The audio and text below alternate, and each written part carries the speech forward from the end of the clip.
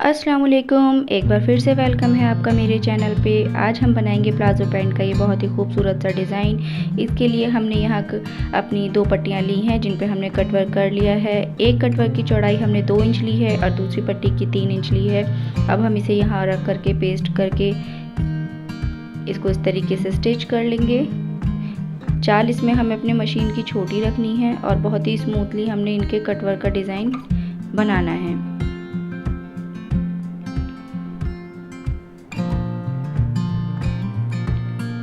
यहाँ हमने इसकी अब एक्स्ट्रा पार्ट की कटिंग करनी है। थोड़ा सिलाई का मार्जिन छोड़ते हुए हमने यहाँ इसकी कटिंग कर लेनी है। इस तरह से हमने इसकी पूरी कटिंग कर ली है। अब इसके जो बीच का पार्ट है इसके अंदर हम छोटे छोटे कट्स लगाएंगे। कट लगाने के बाद इस कंगूरे को हम बाहर निकाल लेंगे। इसी तरीके से हम अपनी ये दूसरी पट्टी भी तैयार कर लेंगे।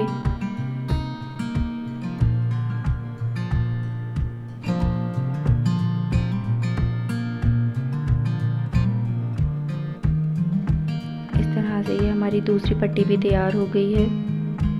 अब इसका भी एक्स्ट्रा पार्ट हम कट कर देंगे। यहाँ हमने इसको प्रेस की मदद से सीधा कर लिया है। अब इसके ऊपर हम 1 इंच की मार्किंग करते हुए यहाँ पर निशान लगाएंगे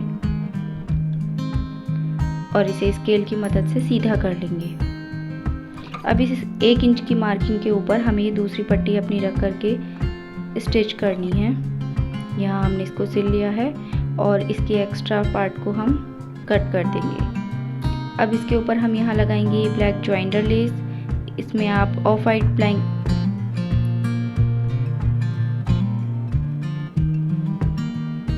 अब इसके ऊपर हम टॉप स्टिच लगाएंगे जिसको हम लब की सिलाई भी बोलते हैं। इस तरह से ये हमारी पूरी हो गई है। अब हमें अपने प्लाजो पैंट के ऊपर सीधे हिस्से पर इस पट्टी को रख करके इस तरह से सिल लेना है।